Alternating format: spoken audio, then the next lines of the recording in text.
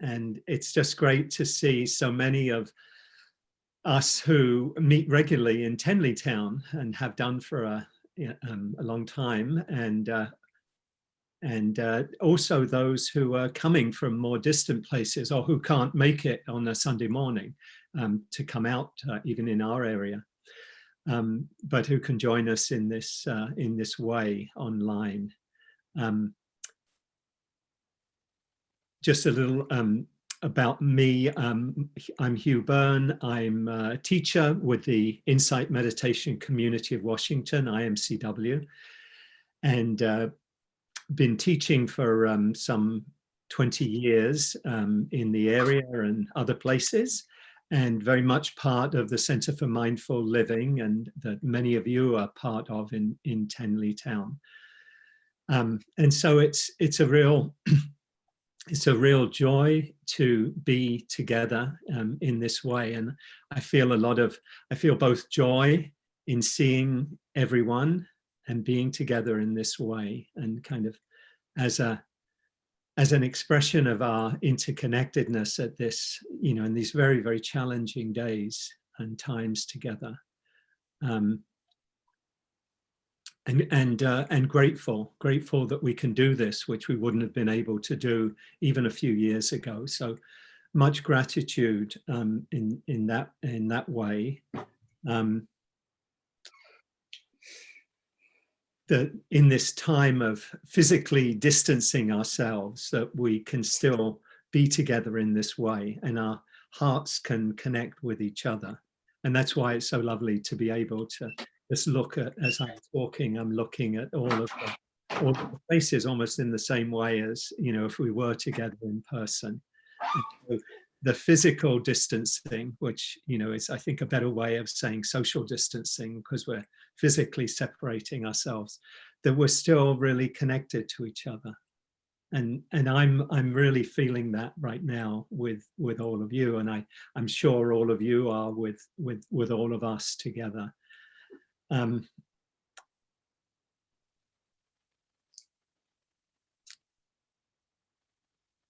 These times that we're living in are extraordinarily difficult and painful, and I think I don't need to kind of say very much about why, because we all know.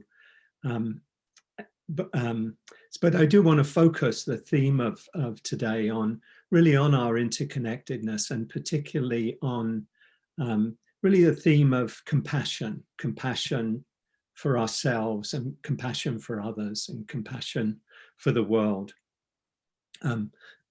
In this time of really of great suffering and loss. Just to name a few things that, very much in the top of my heart.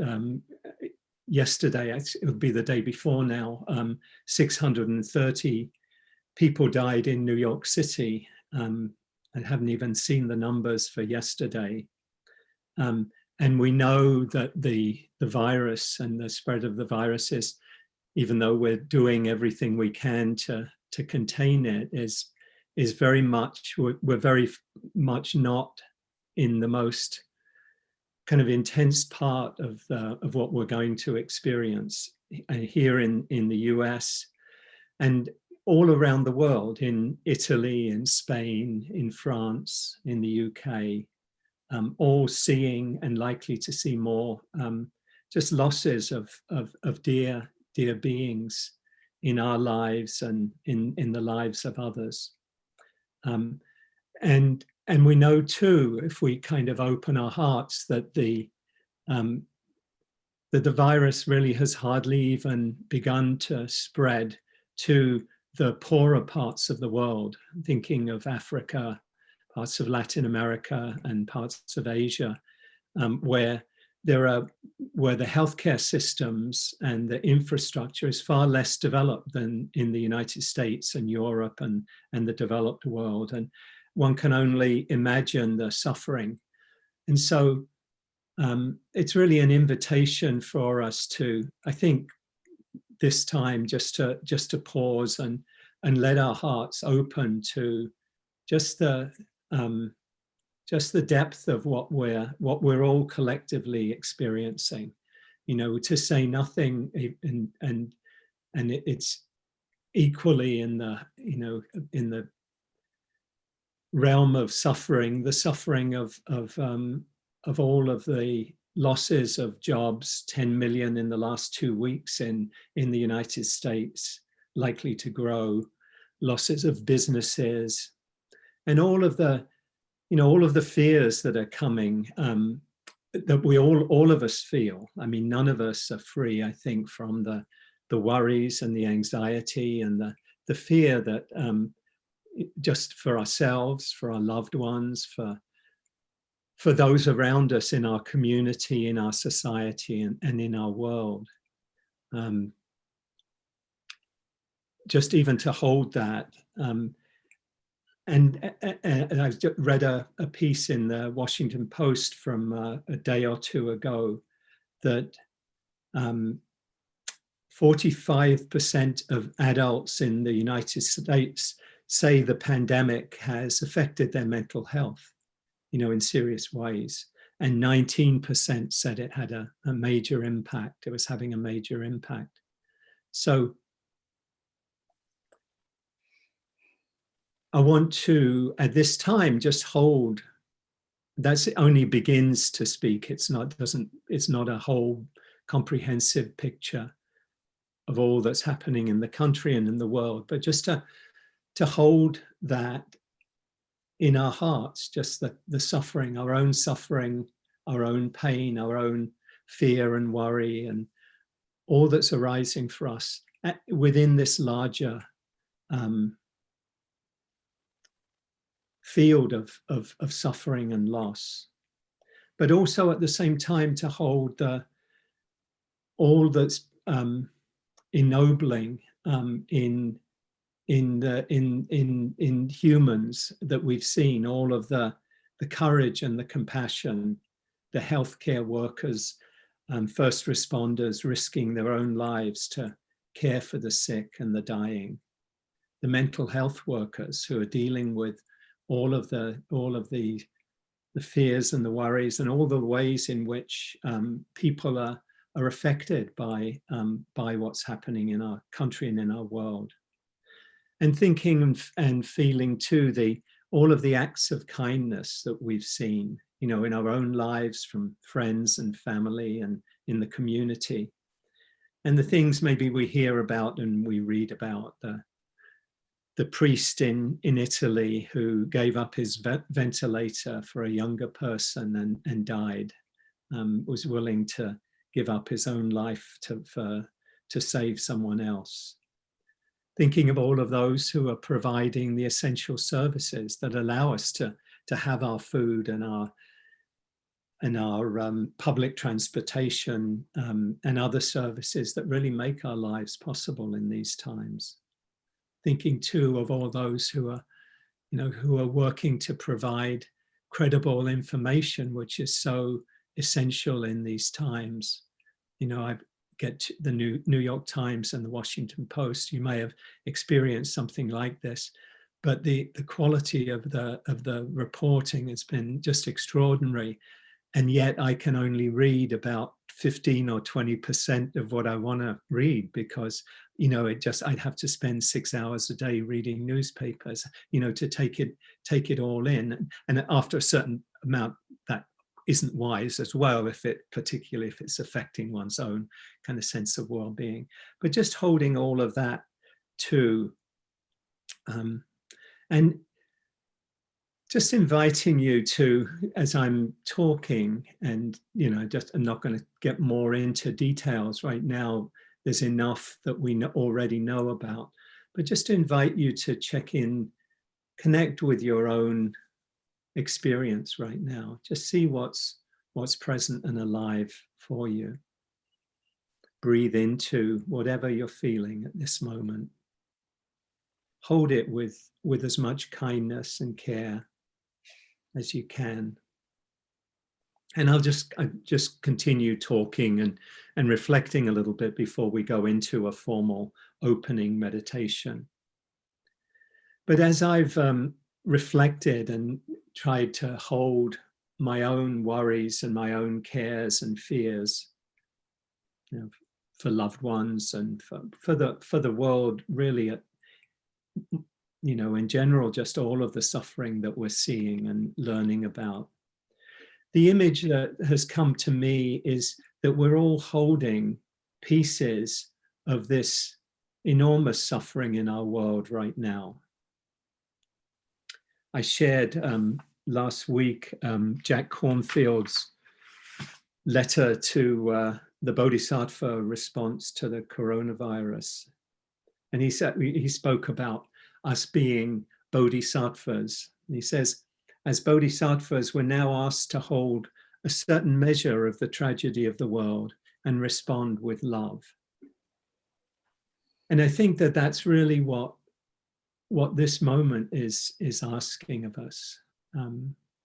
I feel myself enormously grateful to have found these teachings and practices that help me to hold, first of all, my own suffering, you know, to turn the spotlight, as it were, to turn attention to what I'm feeling and experiencing. Because the alternative is we try to solve everything in the world. You know, we go into that doing mode, we go into that problem solving mode. We tend to go into fight or flight, you know, we go into fear mode easily, or worrying. But if we can just turn our attention inward, we can experience what Thich Nhat Hanh called the miracle of mindfulness. And I think of the miracle of mindfulness as really the way that we can actually transform our experience by our willingness to be with it. The willingness to say yes to what is here right now, and to make a space to allow us to hold what we're experiencing, to feel what we're feeling, to genuinely feel what we're feeling. Then what is transformed is that what is present, even if it's a very difficult emotion, if we can make space to hold that, it can come and go. It can come, we can allow ourselves to feel it. And with training and with practice, it's not a simple practice. It's not just a switch that we turn on, but with training of the heart and the mind, we can allow ourselves to feel what we're feeling. And then that can be transformed. It can kind of flow through us, and out of that can come wise action, wise engagement in the world, doing what we need to do, taking care of what we need to take care of, but from a place of compassion and wisdom rather than a place of reactivity. That's really what I see these practices. And I don't mean these practices in a narrow sense of Buddhist practices, but any skillful way that we can learn to hold our experience, make space for what's here, and then see its impermanence, see that it's not permanent. But if we can hold it, then it will come and go in its own time.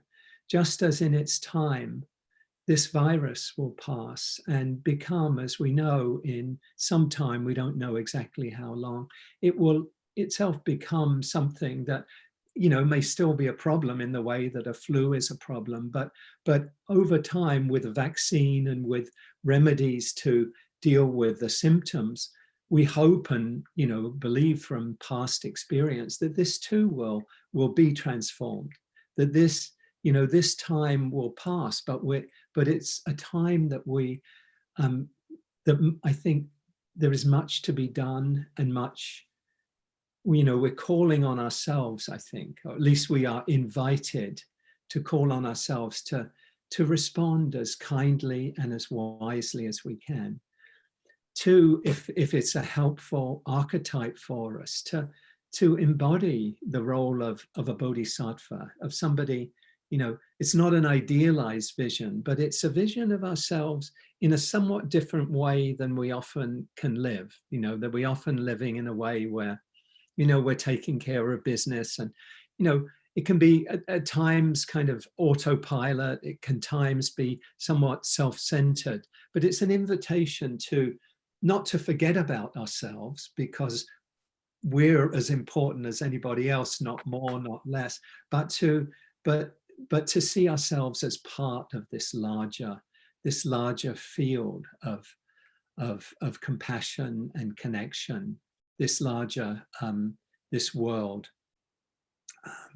this suffering world at the moment. So I think of the Tibetan practice of Tonglen, of breathing in the suffering of the world and breathing out compassion, breathing out peace, breathing out love, breathing out whatever is most needed. You know, if it's towards an individual, what is it that they need most? You know, just to be at ease, wishing them peace, wishing them ease, wishing them well-being. And we can kind of envision ourselves in that way, and we can see our lives perhaps in a somewhat more intentional way in these times than we might normally do. And what would it mean to respond, you know, wisely and kindly? You know, there's a well-known teaching in the Zen tradition of a wise old teacher who'd been teaching for many years, many decades, and his students asked, you know, what is the fruit of all of your teachings? What is the essence of all of your teachings? And the teacher said, an appropriate response, an appropriate response. I think what all of us are really called on to do is to find what is the appropriate response. So the appropriate response isn't something that, oh, you should do this or everybody should do this. The appropriate response comes from the circumstances, comes from the conditions of our own life and our own situation and the larger world. What is this moment calling on me to do? How am I called to respond in these times? And to invite that response to come from compassion, from care, from love, from connection. Because as we know, we can, when we're in fear particularly, or if we're not willing to feel our own pain, our own suffering, we easily act it out in the world. And we don't need to look too far for examples of those who do go straight to blame, straight to judgment, straight to anger.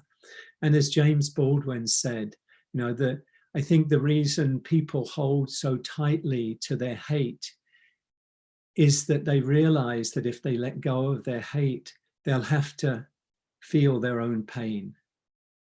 So the invitation is not, we need to respond wisely. We need to, even in these times when, you know, they're times of opening to suffering, opening to sadness, opening to grief, but there are also times to engage wisely, you know, to demand of the government and the authorities that every measure be taken to save lives, to get the medical equipment to the first responders, to the healthcare workers, to those who are sick and those who are dying, that this not be about, you know, about playing political games, that it be that be done with great urgency.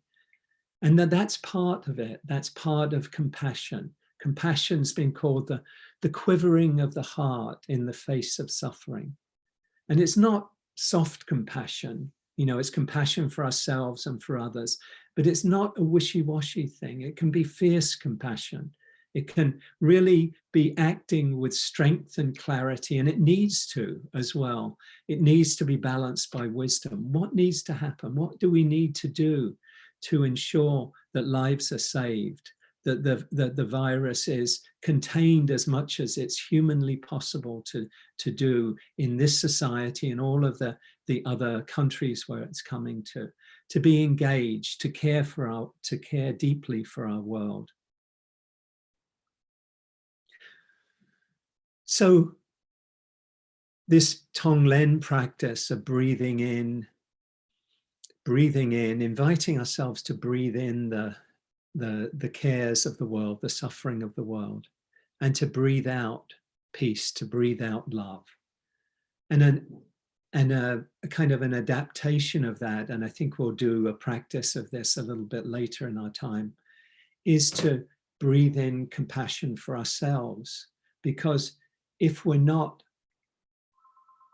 balanced ourselves, if we're out of balance, if we're in a reactive mode, we're not going to respond kindly. We're not going to be available to those who are wanting to serve. We're not going to be able to respond wisely and compassionately. So we need to take care of ourselves, and we need to take care of our world. So it's a kind of I think of it as breathing in compassion for ourselves and breathing out compassion for our world.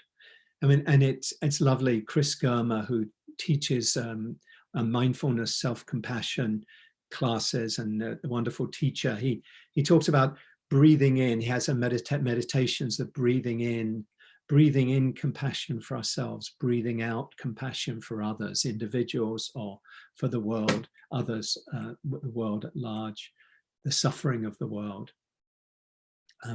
I've been doing a lot of work over the last 7 or 8 years with humanitarian aid workers in the Middle East and Africa, mainly, working with the refugees from Syria and other countries in the region. And we use the image that we have when we get on a plane, and the flight attendant gives instructions to put on your own mask first before assisting others.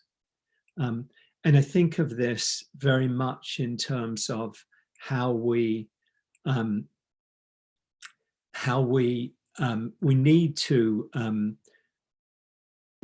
take care of ourselves if we're going to be available for our loved ones, for the work we're doing, for our community, for our world. It's not a luxury. We may get into our heads, I'm going to do it, I'm going to take care of the world. We may need to do that, and we may be able to do it for a while, but that's not sustaining. We need to take care of ourselves. And if we're a humanitarian aid worker, or if we're a healthcare worker on the front lines of the crisis, or a mental health care worker, or anyone else who's engaged in the front lines of this struggle now, it's really important that they take care of themselves, and that we all take care of ourselves in this in these times. So just the invitation right now to take a breath and to breathe in kindness for yourself, just holding whatever is present for you right now. Just notice, and we'll kind of transition into the meditation now. Just breathing in, could be a nice deep breath. And if you want to take some time to make any adjustments in your posture, find a comfortable place. It's what's really valuable, really helpful is to be comfortable, to be at ease. So whatever that will be for you, if it's comfortable for you to lie down or sit. And if you'd like, let your eyes gently close and bring your attention inward. And anytime it's helpful, you can open your eyes, reconnect with everyone, everyone who's here together.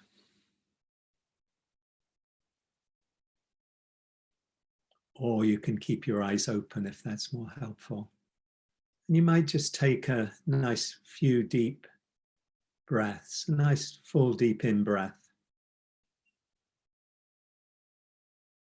Filling the lungs, filling the chest.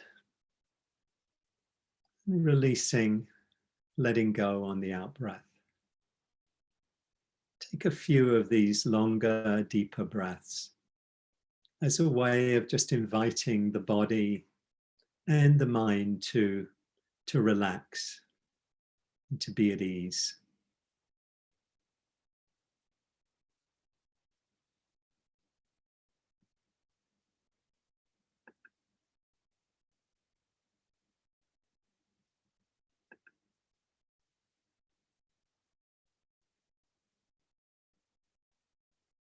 You might invite a quality of calm as you breathe in, inviting in calm, calm as you breathe in and calm as you breathe out. Breathing in, calming the body. Breathing out, calming the mind.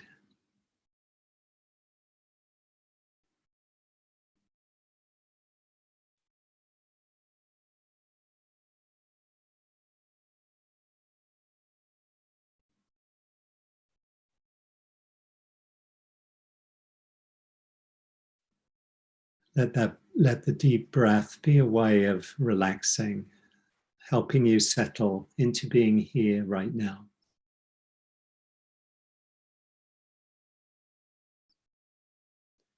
And whenever you're ready, just letting the breath come back into its natural rhythm, however it is right now.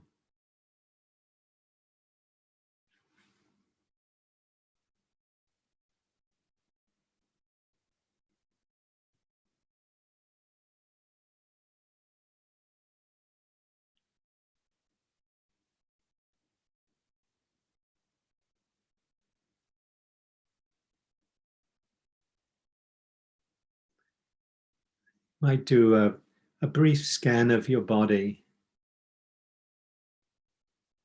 just checking in if there's any area of tightness or tension that you might relax a little bit more.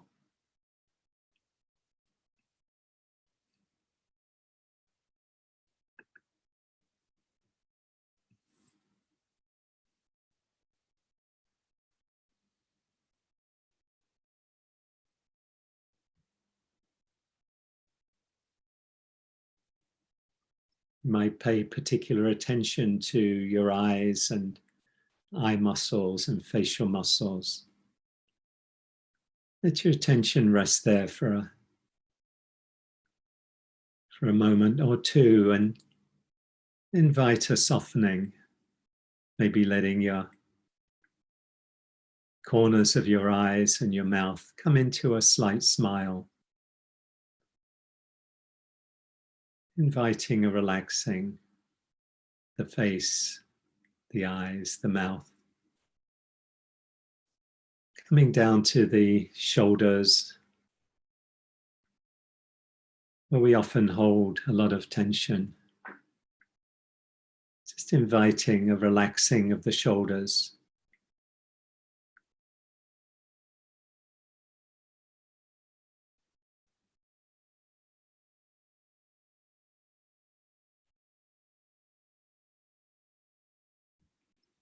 Imagine any tension just draining down through your body and into the floor.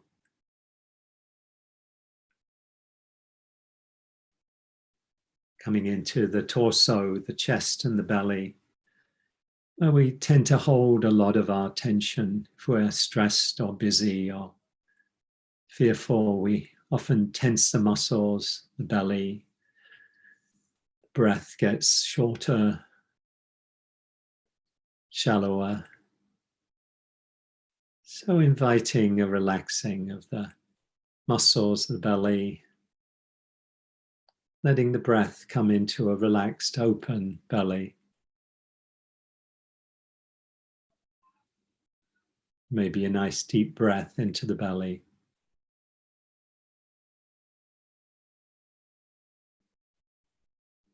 And just checking, moving your attention down the body, the groin, the pelvis, buttocks, down through the legs, thighs, and the calves and the feet. Inviting any area where you might notice some tightness or tension to relax.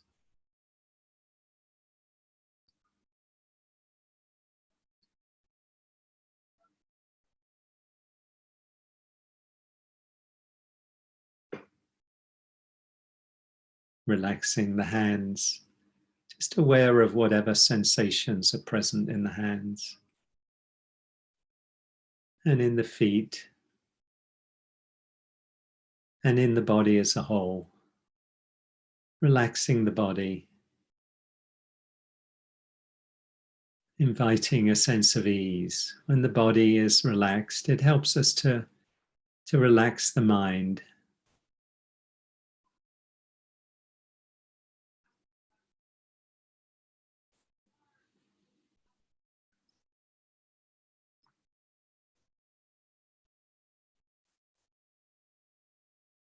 And now just inviting an awareness of whatever is present right now.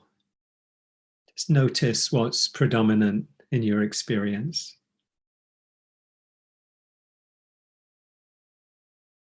Notice if there's any bodily feelings that stand out. Maybe there's an area of discomfort or tightness.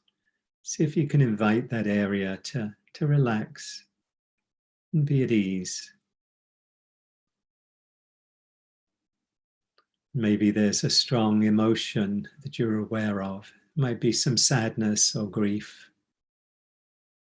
or some annoyance or frustration about something. See if you can allow yourself to feel that, to make space for this. Breathe into it.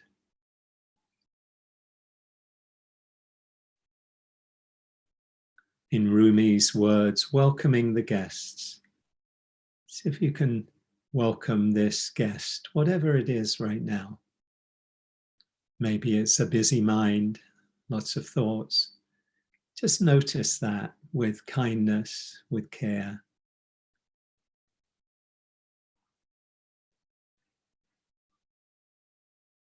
Just letting the thoughts, when you notice you're pulled into thought, just notice and come back. Come back to the body, come back to the breath. Come back to this moment, just as it is.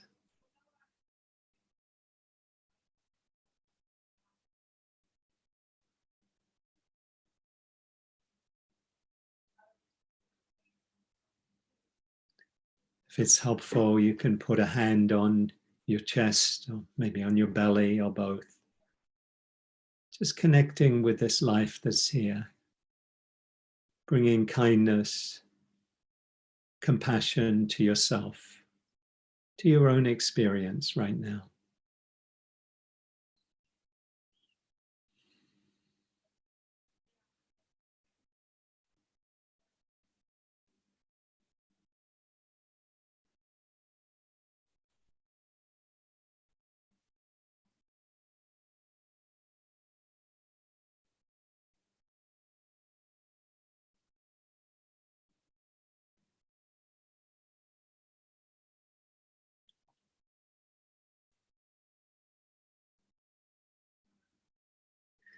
I often share Martha Postlethwaite's poem, Clearing, and I think it's as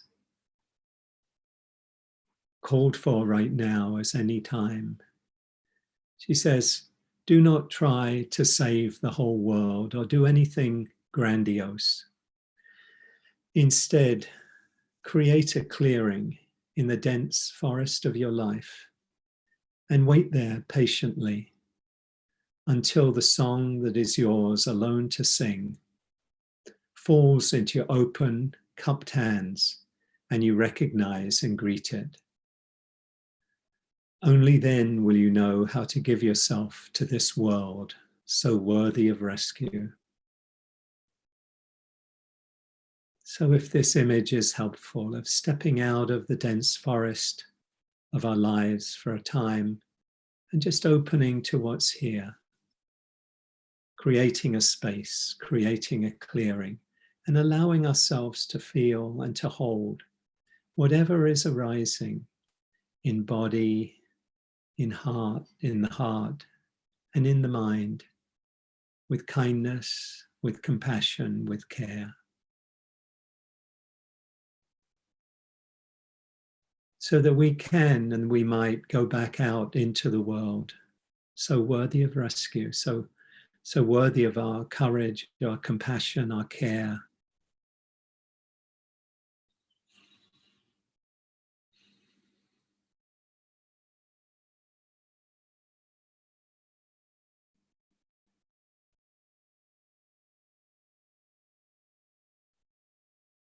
And if it's helpful, just resting attention on the breath as a kind of home base, and then coming back when the mind has moved into thought. Just gently and kindly coming back. And we'll sit quietly for a few minutes and just invite you to open, to make a space for what is present for you right now. Letting it come, letting it be, and letting it go in its own time.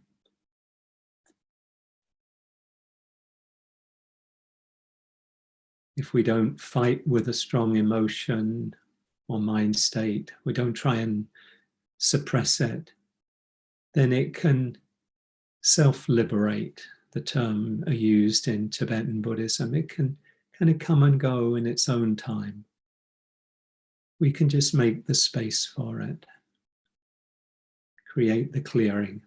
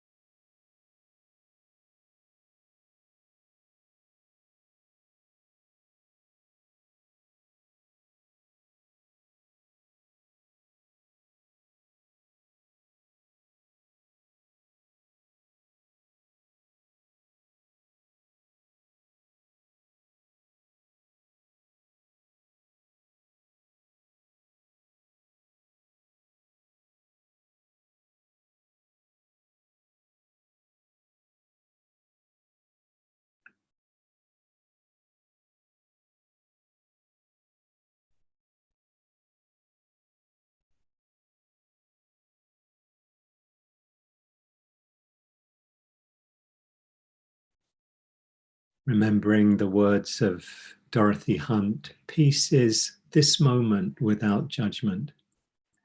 This moment in the heart space where everything that is welcome. Peace is this moment without judgment. This moment in the heart space where everything that is welcome.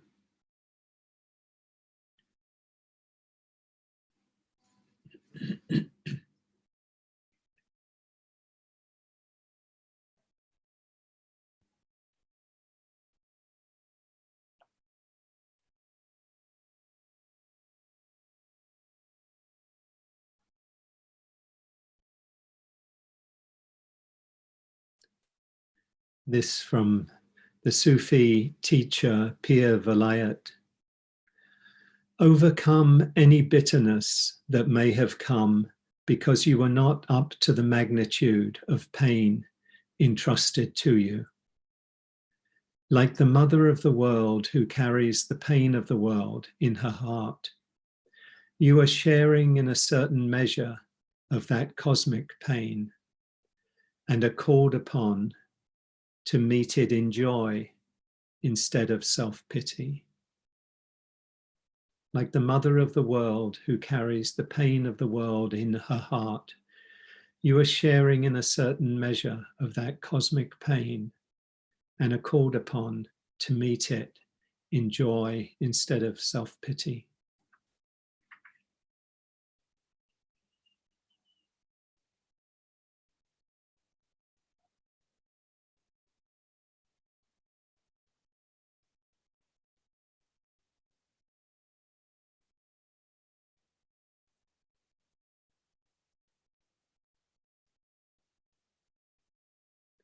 So just reflecting on what have you noticed, what has come up for you during this time, this period of meditation or our time together this morning. Just notice what's present and what are you holding in this kind of larger time that we're living in. I'll ring the bell in a moment and we're going to go into some smaller groups. We'll have breakout groups and be an opportunity, we hope, that for each person to just share a few words about, for a couple of minutes each, about what's present for you and perhaps what you might feel called upon to do and to engage, to respond to this with compassion to the time that we're living in.